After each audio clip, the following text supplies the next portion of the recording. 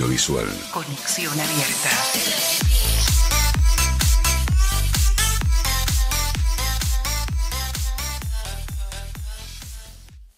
Fin de espacio publicitario en Conexión Abierta. Conexión Abierta, ganadora del Martín Fierro Digital 2017 y 2019 como mejor radio nativa digital. Conexión Abierta, nuestra forma de hacer radio.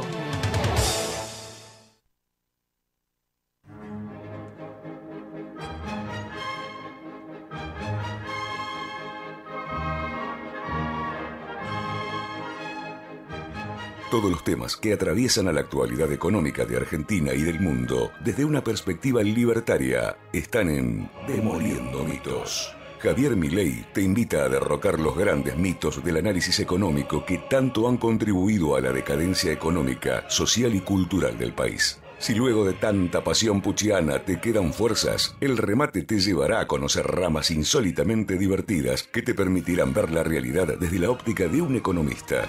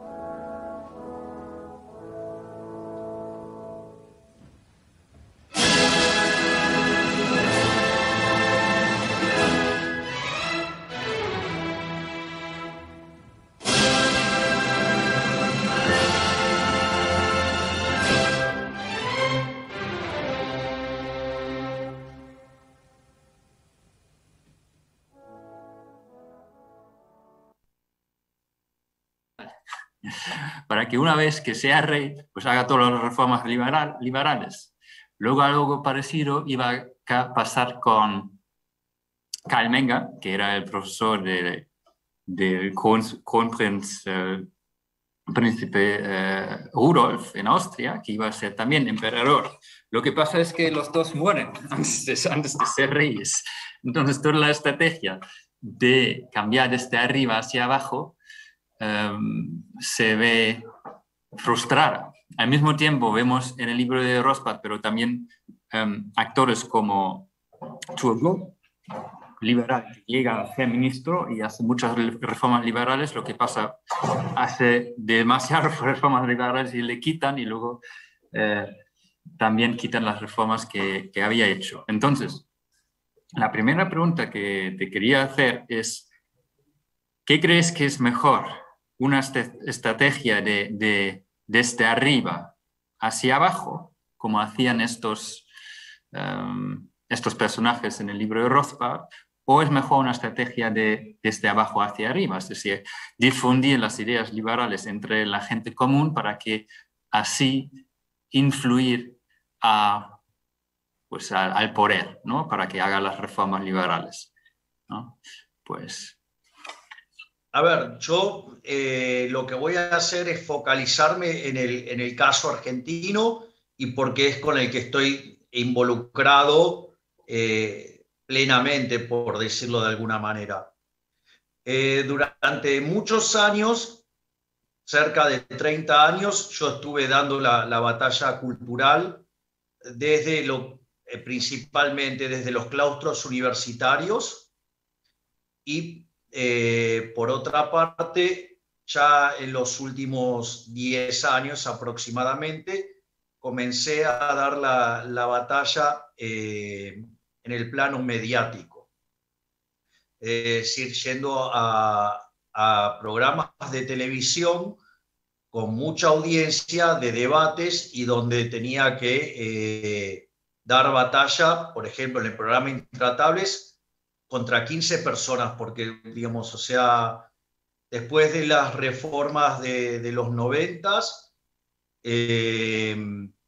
y donde había un gran auge por las ideas de la libertad, en términos de resultado, en términos fácticos, aquellos que llevaron a cabo la divulgación de las ideas, la realidad es que no han sido exitosos, a punto tal que las reuniones de liberales por poco podían hacerse en un elevador y sobrar espacio. Y también lo otro que pasaba es que ser liberal era prácticamente una mala palabra, era motivo de vergüenza. Y bueno, y ese fue en el contexto en el cual yo me encontré teniendo que defender las ideas de la libertad en los distintos shows de televisión. Digo que fue una batalla muy dura. Muchas veces se critican, por ejemplo, mis modos, mis formas, pero nadie o muy pocas personas han logrado empatizar con la situación en la que me encontraba, porque esto la izquierda sí lo sabe bien. A ver, yo de hecho llego a los programas de televisión, yo no conozco la agenda, yo no conozco el temario, yo, digamos, descubro de qué se va a tratar en ese propio momento, y ahí lo que sucede es que yo, digamos, cuando me encuentro con un tema, mi respuesta la voy elaborando en ese mismo momento. Y una estrategia que utiliza la gente de izquierda es, cuando estás hablando, te interrumpen sistemáticamente. O sea, es una técnica o sea, entonces, si vos te callás, digamos, ellos se quedan con la palabra y el argumento no llega. Entonces, yo me veo forzado a tener que levantar el tono de voz para poder seguir escuchándome, para poder tener retorno, ¿sí? Y así poder seguir desarrollando el razonamiento. Esa situación, digamos, algunos sin comprender la situación en la que estaba metido, me han tildado de gritón, por decirlo de alguna manera. digo, esto igual, digamos, no quiere decir que yo niegue que soy una persona muy temperamental. Pero lo que quiero decir es, uno no puede dejar de lado o sea, yo creo que hay está el plano de la batalla cultural. Esa batalla no hay que renunciarla, se da en un formato académico en las universidades, en un formato de divulgación en los medios de comunicación, pero no puede tener ausente la pata política. Y esto fue muy, muy importante, a mí fue lo que me despertó al respecto. Yo un día estaba con mi hermana, que fuimos invitados a cenar por un dirigente político, con el cual tengo una excelente relación.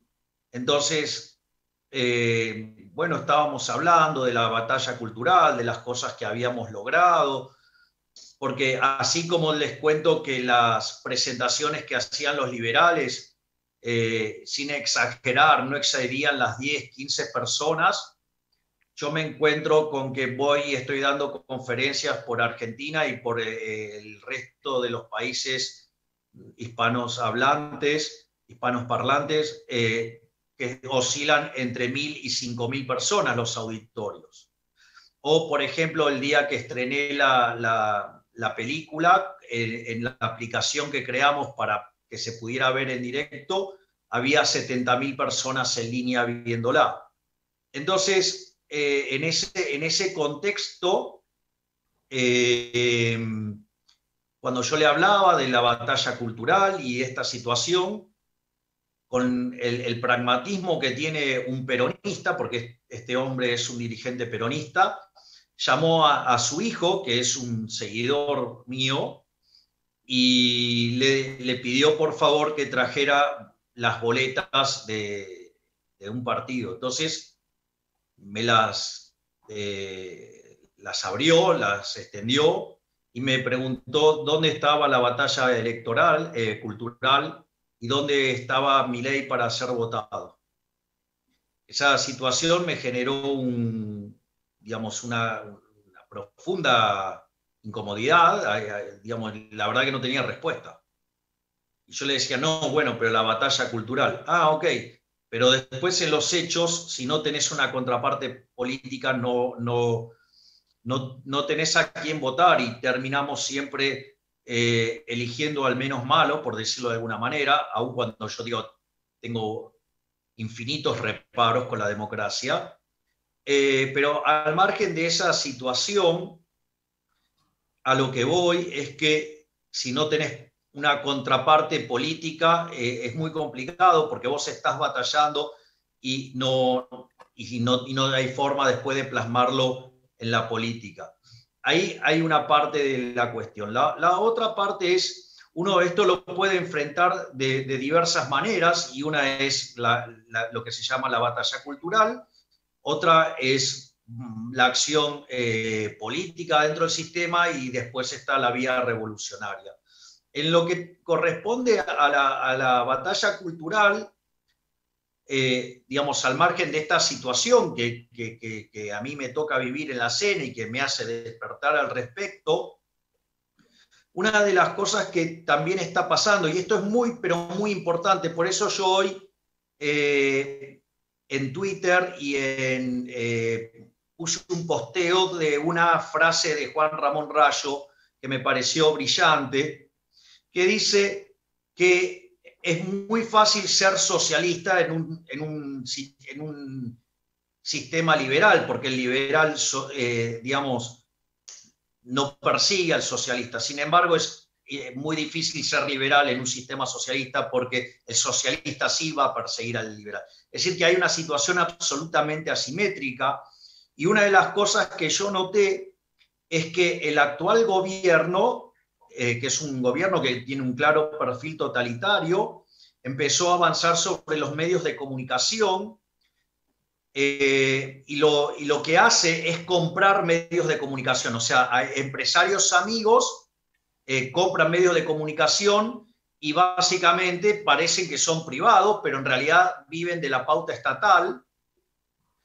y básicamente esos medios de comunicación se utilizan para agredir a, digamos, a los disidentes. De hecho, el asesor, uno de los asesores en temas de comunicación del presidente Alberto Fernández, ¿sí?, el actual presidente argentino, un verdadero tirano, al tiempo que es un títere de Cristina Fernández de Kirchner, uno de sus asesores en distintos medios que son en realidad medios de propaganda oficial bajo el formato de empresas privadas, llamó abiertamente a que se censure a mi persona y a los libertarios, donde además manifestó que era un problema los libertarios porque, digamos, eran gente formada y estaban, digamos, promoviendo, digamos, el individualismo y, digamos, ir contra el Estado y contra los políticos. O sea,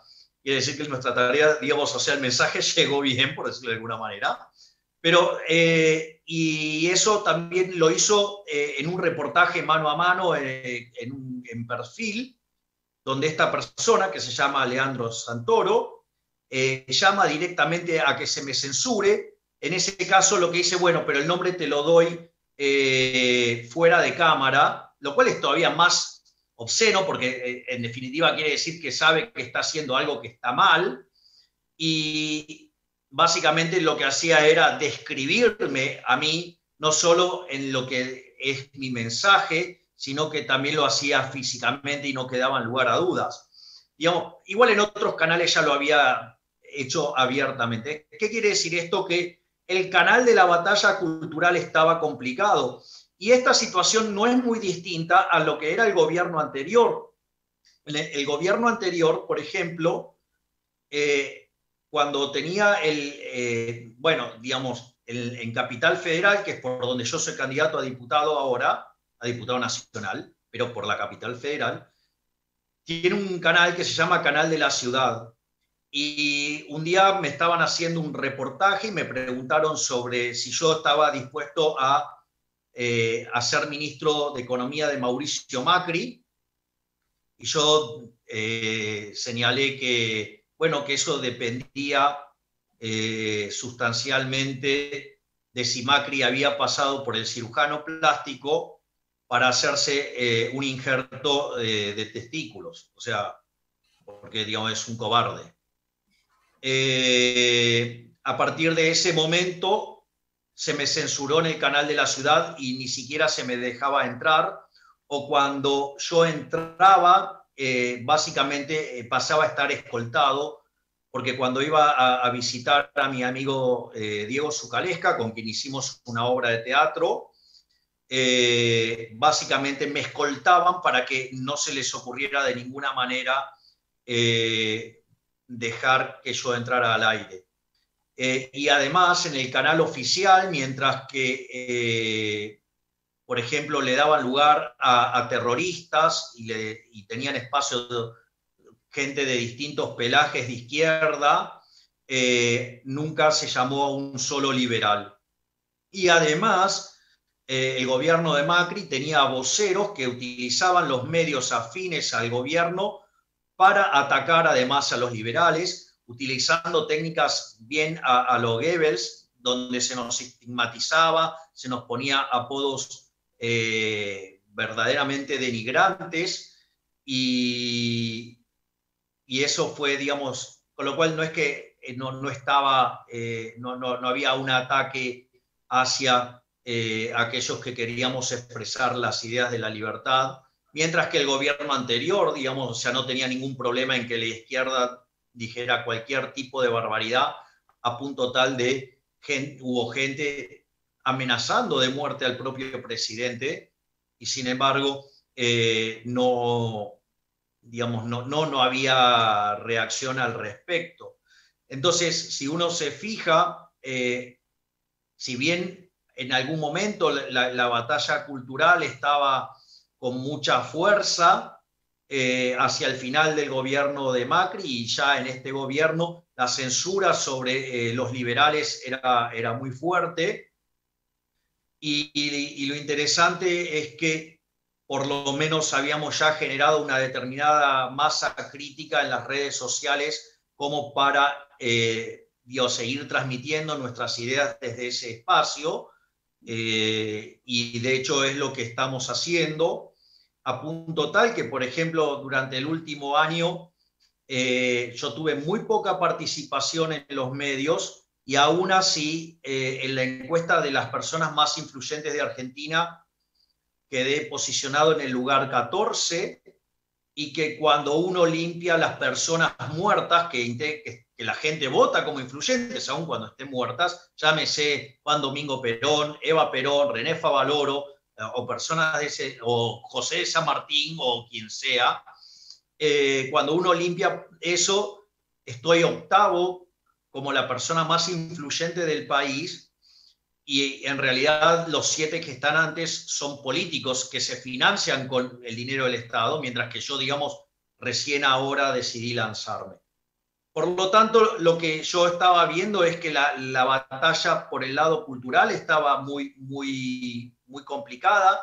Además, hay persecución en las universidades para que no se pueda... por ejemplo, si alguien hiciera un programa de economía liberal, la CONIAU no lo aceptaría.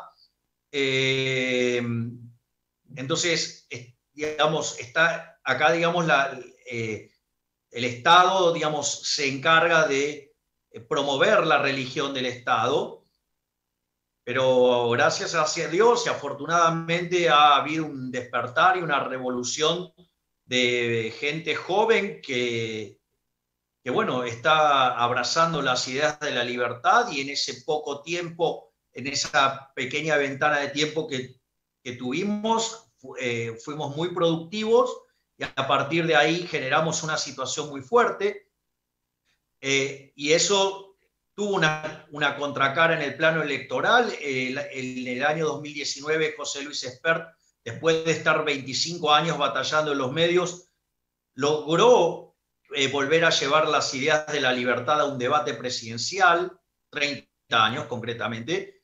Además, ganó los 2 debates, pero claro, la cosecha electoral no fue importante, digamos, bueno, fue 1,5% en los votos, y eso en un contexto donde el sistema le hizo trampa porque les bajó las listas de la provincia de Buenos Aires, que es 40% del padrón electoral.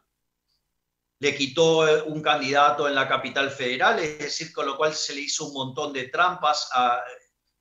Es más, hasta recibió un atentado donde el auto donde viajaba José Luis Espert hacia una entrevista televisiva recibió 2 balazos, y que ahora la presidente del PRO, la señora Patricia Bullrich, que era la ministra de Seguridad, negó el evento, después dijo que fueron 2 piedrazos, cuando 5 peritos independientes mostraron que sí habían sido 2 balazos y que hubo claramente un atentado.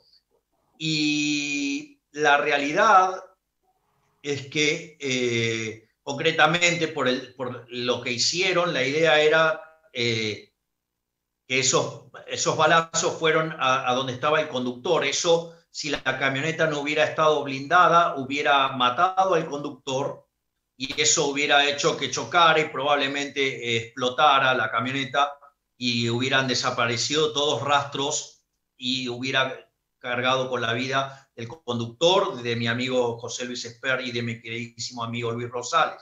Es decir, eso es para tener idea de lo complicado que está, digamos, la batalla también en el plano electoral. Pero este año, ¿sí?, las encuestas están mostrando que hoy somos la tercera fuerza de la Argentina y que estaríamos teniendo una intención de voto del 15%. Entonces, yo cuando veo cómo se complica la batalla cultural, cuando veo que la solución revolucionaria no va a prosperar porque el Estado tiene el monopolio de la violencia, me parece que la única forma de cambiar el sistema es entrar al sistema y dinamitarlo desde adentro. Por ejemplo, ¿qué es dinamitarlo desde adentro? enviar proyectos que actúen como principio de revelación. Ejemplo, el Congreso de la Nación Argentina se llama Honorable Congreso de la Nación Argentina. Y eso es porque originalmente los legisladores iban y hacían su trabajo ad honorem. Y eso después cambió. Y es más, el sistema es tan perverso que hoy uno no puede renunciar a la dieta. Entonces algunos lo que hacen es donar la dieta, pero el problema es que eso implica hacer caridad con el dinero ajeno, con lo cual eso también para mí es una incomodidad. Entonces una de las cosas que estoy proponiendo es enviar un proyecto en el cual se pueda renunciar a la dieta y que de esa manera quede en evidencia quién vive de aquellos que generan riqueza y quiénes son los que lo hacen por vocación, porque de hecho yo, Dios, voy a seguir viviendo de dar conferencias. Ahora, el punto radica en que si no me llegan a aprobar el proyecto, eso los va a dejar en evidencia como que en realidad lo que ellos quieren hacer es robar a la gente y vivir de la gente.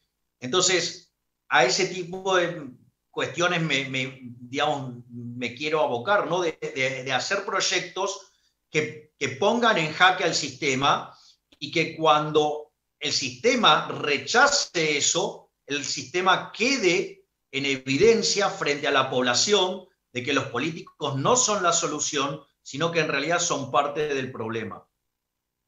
Muy bien. Una pregunta, ¿cómo llegaste a ser la 8ª persona más influyente en Argentina? Bueno, yo digamos, la batalla cultural no solo la hice en los medios de televisión, esa es la parte más visible.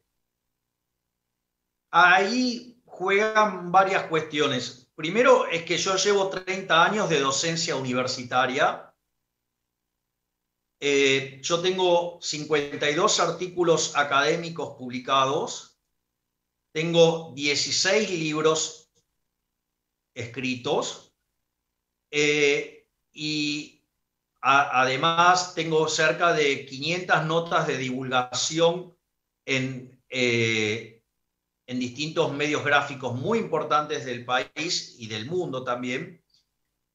Eso, por un lado, digamos, mi faceta más profesional, digamos, más formal como economista. Después tengo otra faceta que es mi faceta mediática, ¿sí? Que es mi participación en los distintos programas de televisión.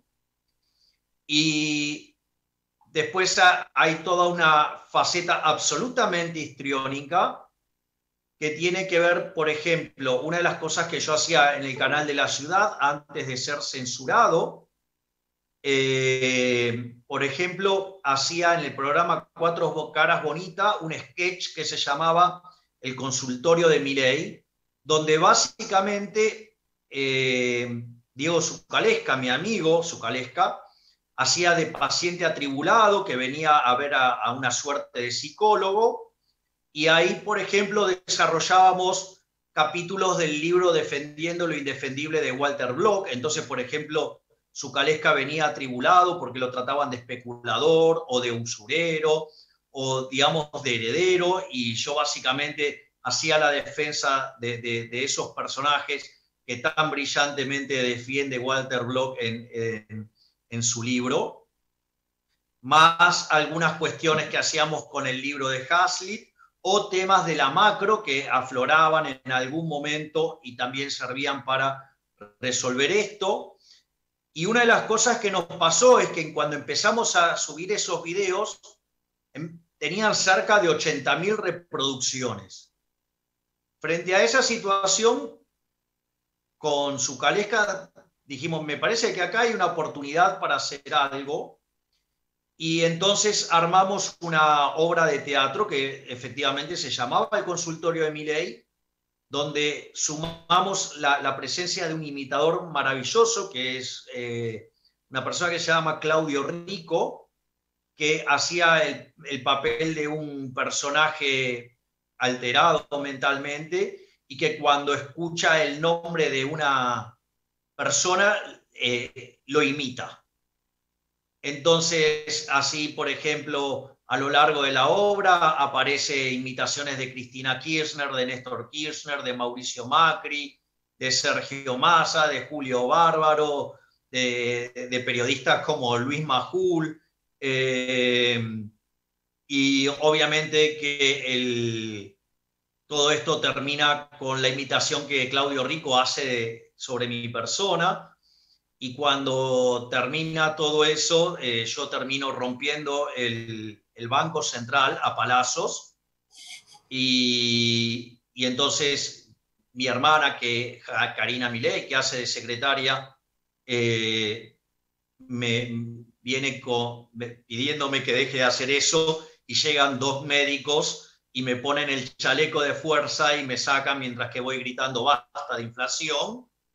Y la verdad es que la obra de teatro fue un éxito, y ahora recientemente hice una película sobre mi libro Pandenomics, que entre las visitas en distintos canales de YouTube y las más de 700.000 reproducciones en Instagram, más los 70.000 que los vieron en directo, en total pasamos el 1.000.000 de espectadores, con lo cual eso ha sido verdaderamente un éxito total.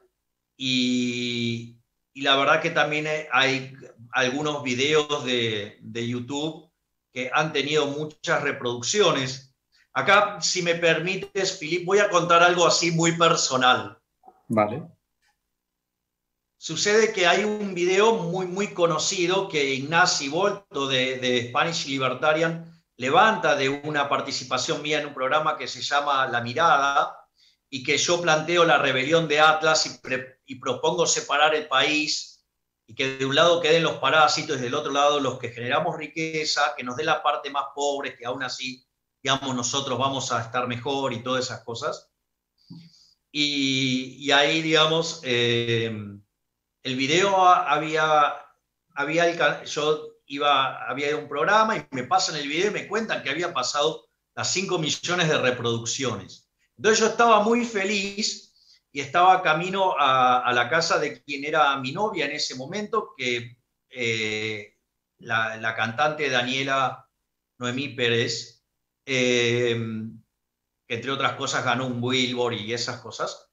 Y estaba otro matrimonio. Entonces yo estaba contento porque porque había pasado las 5 millones de reproducciones, y lo conté, y bueno, estaban todos muy contentos y me felicitaban y todo. Y es muy interesante porque a lo largo de la cena estábamos hablando, y Daniela, o sea, mi exnovia, hablando con Lisandro, que también es artista. Ellos hablaban de lo conveniente de meterse en el mercado para niños, o sea, hacer canciones para chicos. Y entonces Daniela contó que ella había grabado una canción que le había funcionado muy bien en un disco que se llama La Granja de Zenón. Ella cantó un tema que se llama Susanita tiene un ratón, y ahí fue muy divertido porque ahí me acomodó las ideas. Cuando levantó el video tenía más de 370 millones de reproducciones.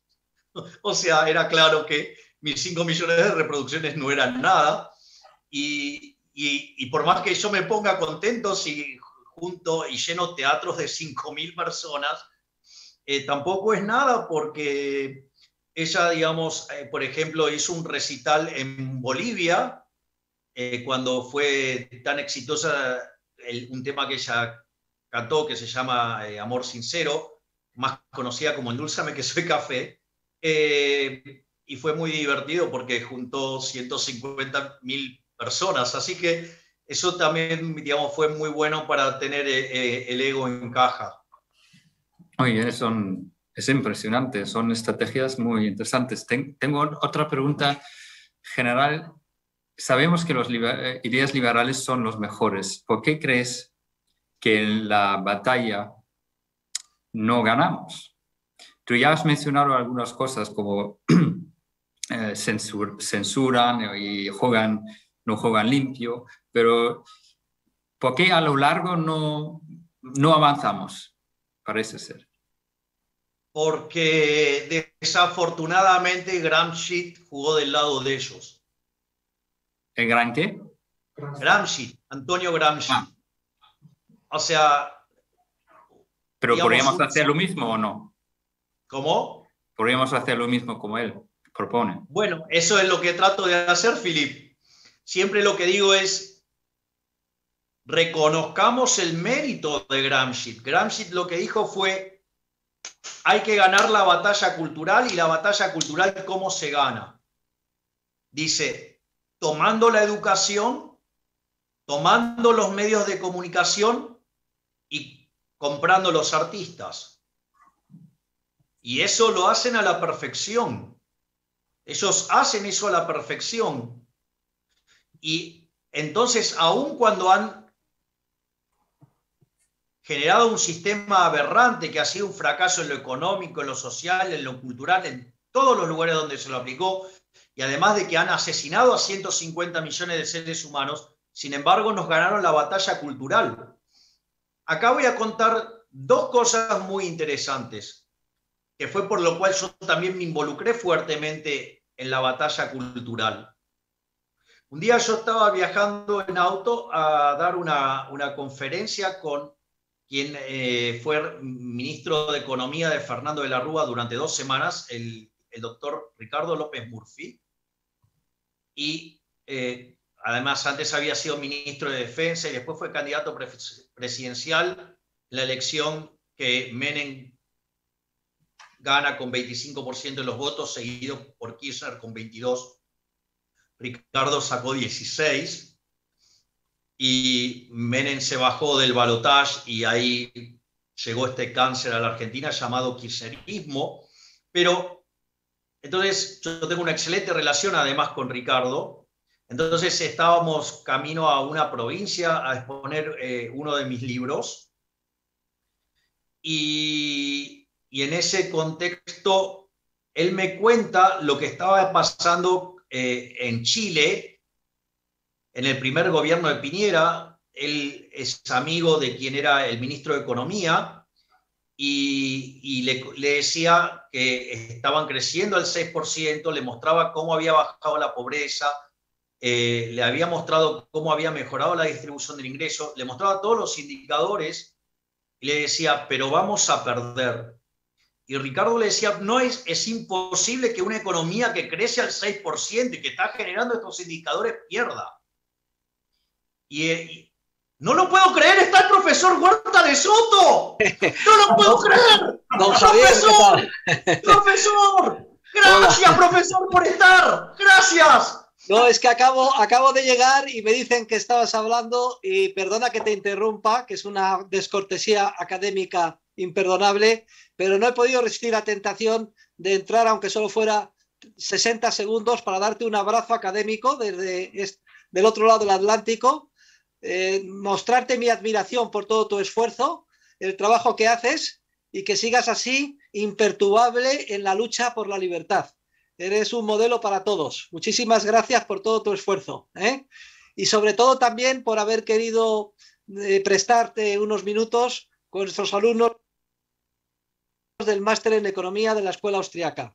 Acabo de escribir un artículo que se titula Los efectos económicos de la pandemia, un análisis austriaco. Es un artículo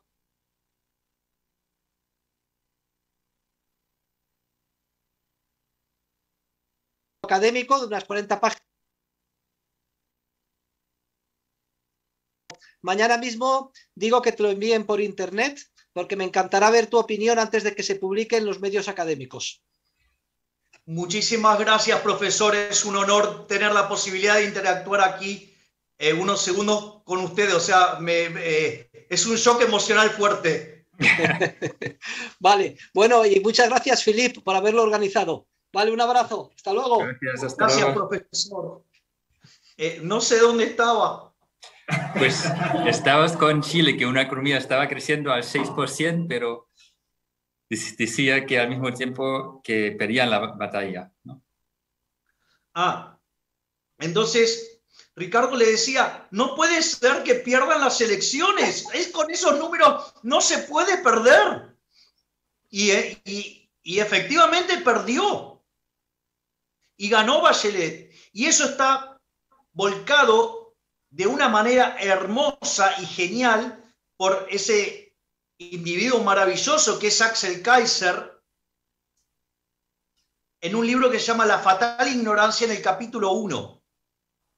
Y lo que señala Axel Kaiser es que Chile había perdido la batalla cultural y que tarde o temprano el socialismo se iba a meter. Es decir, y que tarde o temprano la agenda socialista se iba a instalar. Y eso fue lo que pasó durante el segundo gobierno de Bachelet. Empezó a avanzar sobre las libertades individuales. Chile, de estar entre, si no recuerdo, entre el 6º y el 8º lugar, cayó al 20. O sea, y todo en un solo mandato. Vale, ¿y qué hay que hacer? ¿Qué hay que hacer? ¿Qué hay que hacer? Lo veo muy mal. Claro. Batalla cultural. Bueno, entonces, lo que hay que entender es que la batalla se tiene que dar simultáneamente en el plano cultural y en el plano político, para que tenga una contrapartida política, porque si no siguen ganando, o sea, si nosotros nos corremos de la batalla política, siempre van a estar los socialistas. Es decir, a mí me divierte más la academia, me divierten más los debates, no me gusta la política. ¿No ves el peligro que se corrompa? ¿Cómo? ¿No ves el peligro que se corrompa? Eso, pero es que es el riesgo que tenemos que tomar, Filip. ¿Sabes por qué? Porque si le dejamos todo a los socialistas, ellos van a seguir avanzando sobre nosotros. De hecho, Argentina lo estás viendo con total claridad, la censura cada vez es más violenta. Y no solo alcanza a las cuestiones puramente mediáticas. Te empiezan a censurar y te empiezan a echar de los trabajos, te empiezan a, o sea, buscan quebrarte desde el hambre. Es decir, no, y utilizan el aparato represivo del Estado para hambriar a la gente. Te dejan sin trabajo, te persiguen. Si alguien te contratan, destruyen a esa empresa. Eso lo hacen con la political correctness también, ¿no? Que exactamente. Eliminan entonces, un buen nombre. Sí.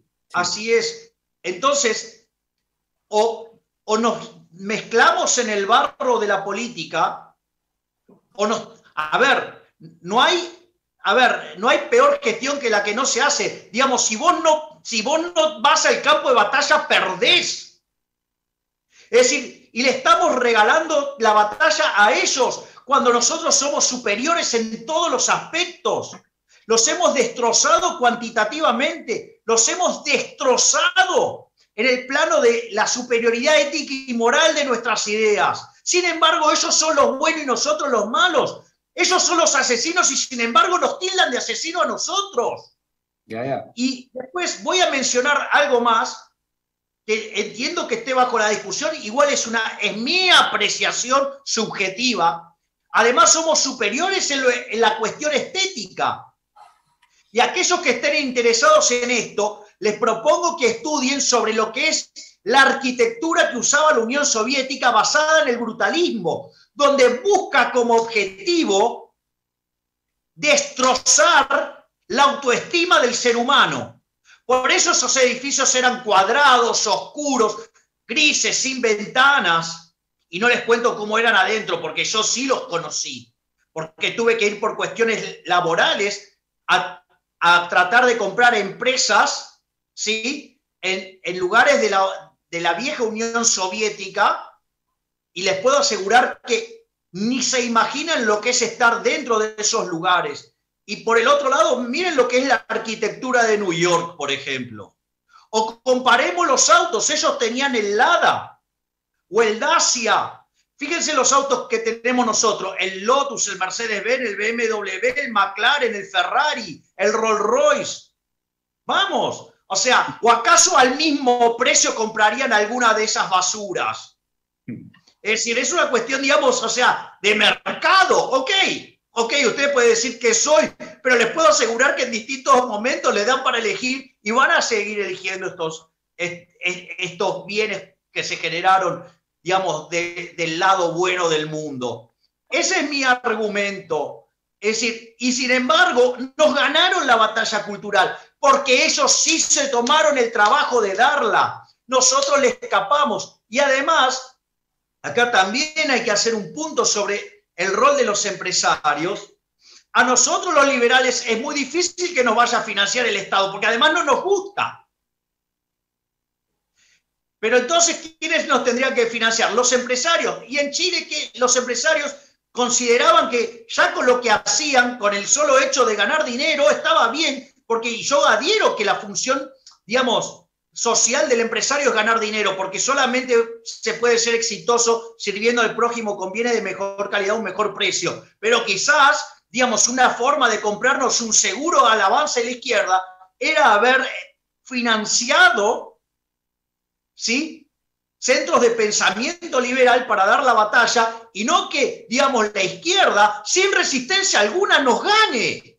Entonces, hoy la situación está tan complicada que no nos queda alternativa que dar batalla en el plano, digamos, no solo cultural, sino también hacerlo en el plano de la política. Y esto, como me dijo mi amigo José Luis Espert, antes de entrar, bueno, dos puntos me hicieron. El primero que me preguntaron, ¿tenés algún muerto en el placar? Le dije, no. Ok, vamos a la segunda pregunta. Te explico, vos vas a entrar blanco a la política, pero no vas a salir blanco, te van a manchar. Aunque no hagas nada, te van a manchar. Te van a inventar causas, te van a inventar cosas, o sea, y te van a ensuciar. Y de hecho, en este momento estoy siendo víctima de ataques tanto por el oficialismo, es decir, el Frente de Chorros, como los imbéciles inútiles de Juntos por el Cargo. Lo que pasa es que como son socialistas, todo lo hacen mal, entonces también les sale mal. Pero eso no quiere decir que no traten de ensuciarme. Una cosa más, lo han planificado muy bien, Gramsci es la estrategia, pero dura mucho. Han tardado también muchos años para hacerse todos los controles de poder necesarios, los medios de comunicación, política, educación. Ya no es a lo mejor demasiado tarde para hacer lo mismo al revés, porque tardará también sus años, ¿no? Bueno, yo lo que digo es, lo que está claro es que no nos podemos quedar como espectadores. Es decir, la batalla cultural, digamos, desde Twitter no alcanza. O sea, si no vamos y le peleamos de frente, no tenemos chance. Es más, yo tengo perdón porque voy a ser muy duro en mis palabras, ¿sí? Pero esto, digo, yo digamos, cuando arengo a las filas es, a los zurdos de mierda no se les puede dar ni un centímetro de ventaja. Porque si vos le cedés un centímetro, lo van a usar para atacarte desde una mejor posición. No podés darle un milímetro. Es decir, no podés tener ningún tipo de concesión con la izquierda. Cero. De acuerdo. ¿Cómo te parece si abrimos para preguntas de los participantes, si quieren hacerte una pregunta? Me encanta. Sí, vale, perfecto. Matías, ¿quieres empezar? Sí, dale, yo arranco. ¿Cómo estás, Javier? Bueno, la primera pregunta que yo tenía ya me la... Tengo que buscar. A ver, Matías, sí. Hola, sí, acá estoy. La primera pregunta que tenía ya me la contestaste con la charla. Tengo dos preguntas rápidas. Primero, en la campaña del 2019 de José Luis, vos en un momento firmaste una carta sacándole tu apoyo porque se había asociado a ASEF.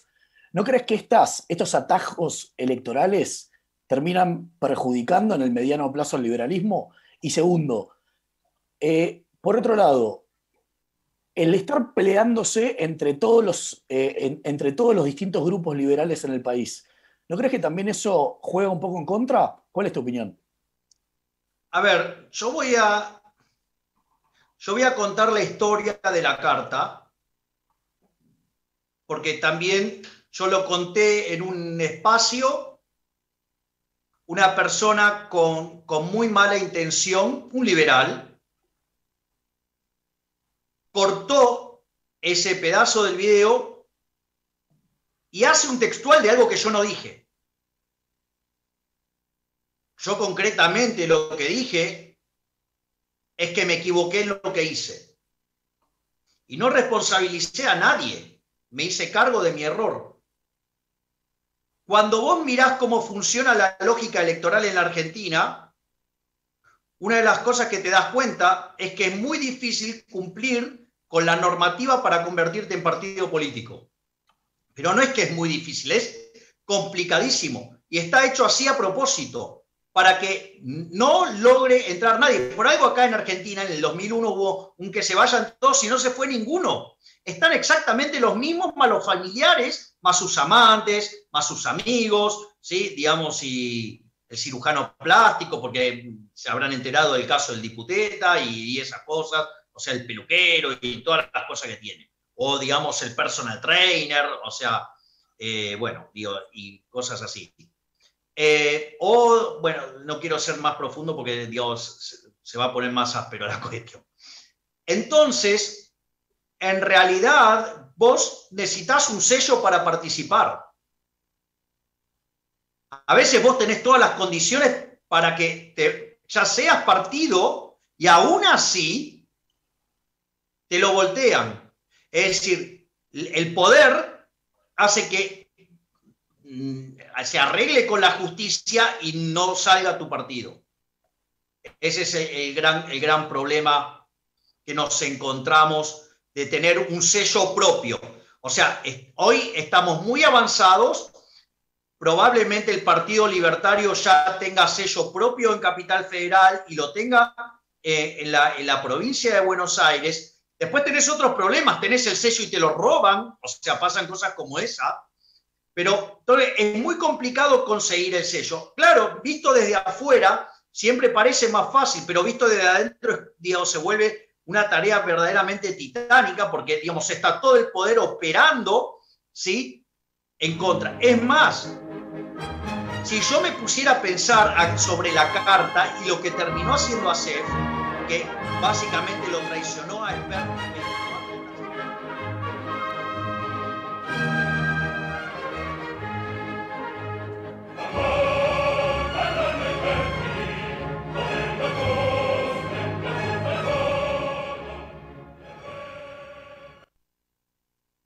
Comienzo de espacio publicitario en Conexión Abierta. Este medio está asociado a